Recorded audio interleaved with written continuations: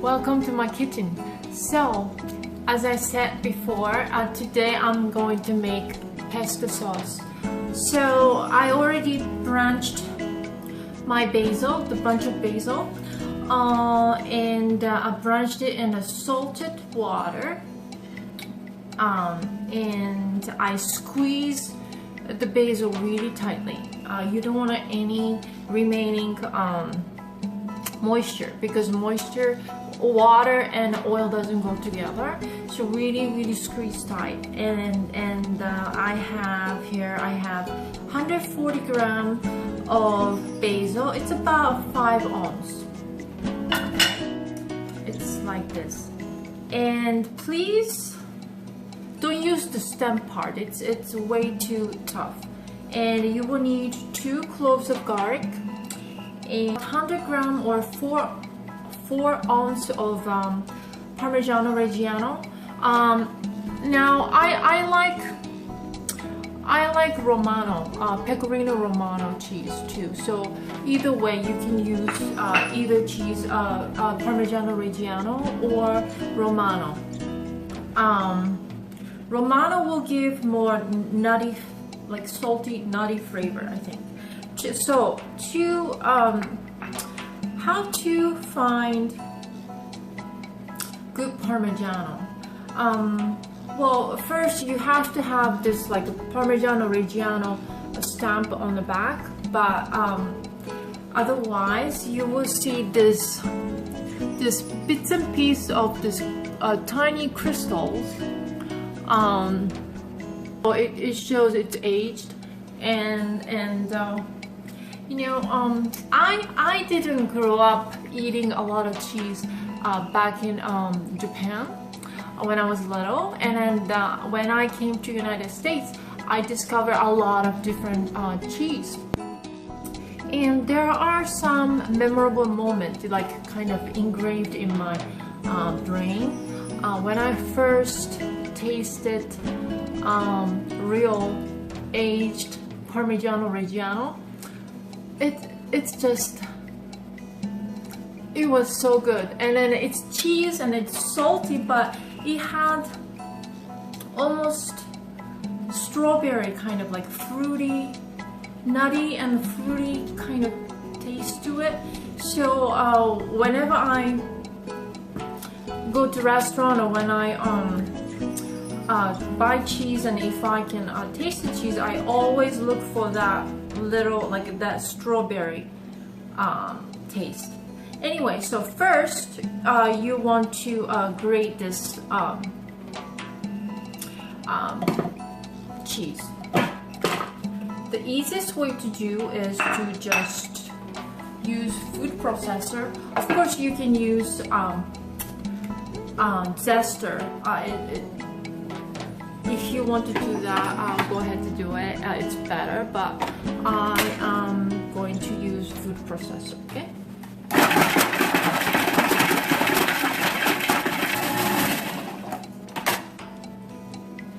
It comes like this. Now, there's few things you can do to preserve your pesto for a longer time. First, what I did to blanch this basil. Otherwise, basil leaves or any herbs, they're very fragile, and they tend to oxidize quick. So if you want to preserve this vivid color, you want to blanch it with salted water, and this way you can preserve the shelf life. You can preserve the greenness of integrity of this green color, and it will last longer. And when you blanch it like this, you can chop it, and you can put it on the ice tray and freeze it as well. So anyhow, and another thing, if you want to make a lot of pesto and save it for later use, as long as you don't eat cheese into the sauce. So like you would just add basil, garlic, walnut or pine nuts, your extra virgin olive oil, and if you don't add cheese, then you can freeze that mixture. And to use pesto, then you take it out, that mixture, the basil mixture from the freezer, and you will add grated Parmigiano to adjust the taste. But I don't think I need to do that today, so I'm gonna go ahead to put the cheese as well.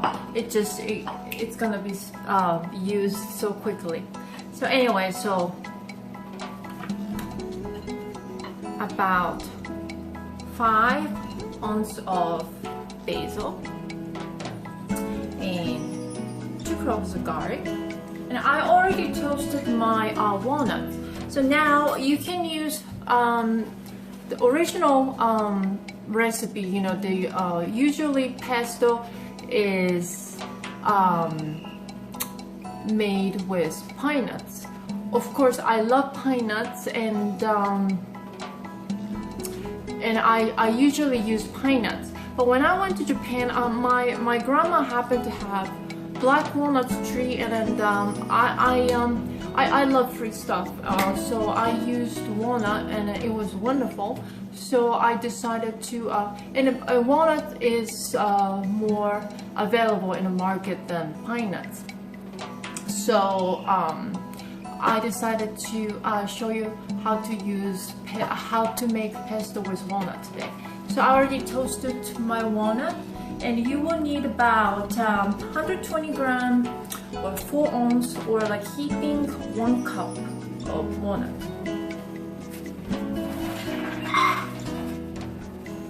Okay, like this. And the thing about measuring, so in Japan we use this cup as 1 cup. It is 180 cc. And this is 250 cc. So I only use this to measure my rice for my rice cooker. But so for you guys, when you guys are in Japan and when you use this recipe, please don't use Japanese size of 1 cup. This is American size, okay?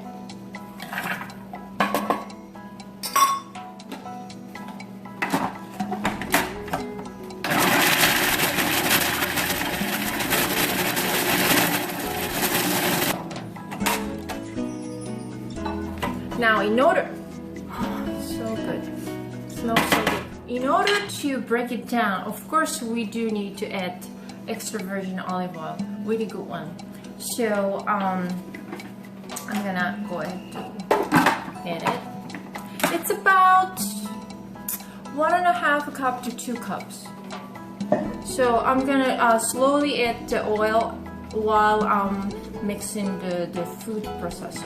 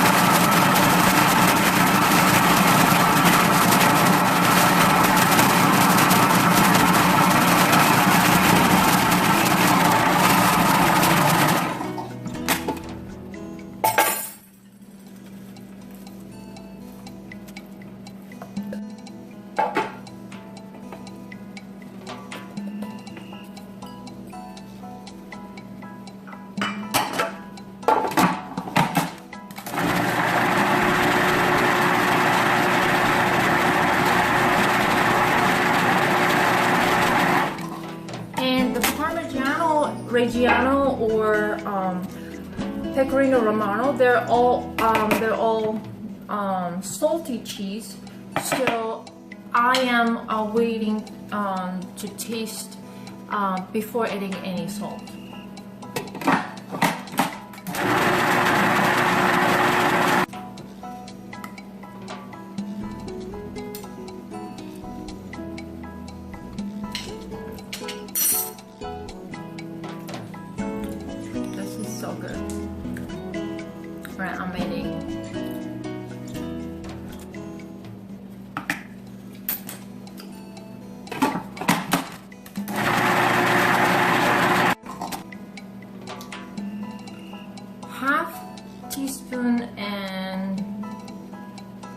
just a little bit of sea salt.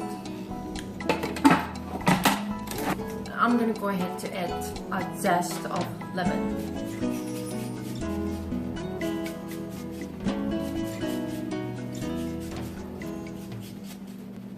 It's like this.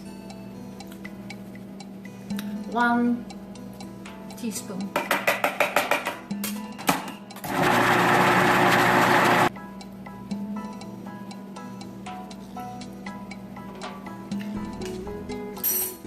Now, it's perfect. So, what I like to do with pesto is you can just pour over your cherry tomatoes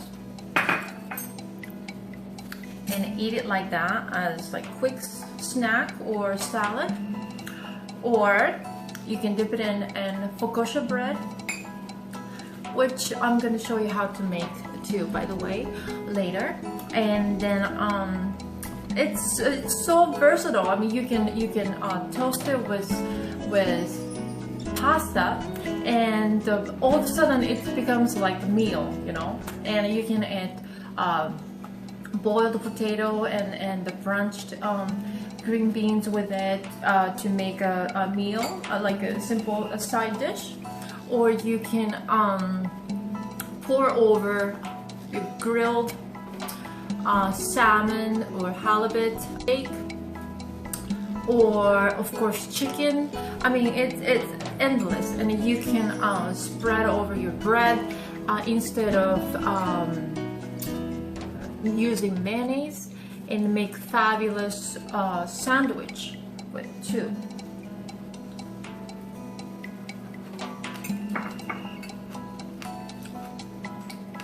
This is just the best condiment you can have in your kitchen, and the great best friend with tomato. So I hope you enjoyed this video, and I hope you will make pesto sauce at home on your own. Okay? And thank you for watching. Have a great day. Thank you. Bye bye.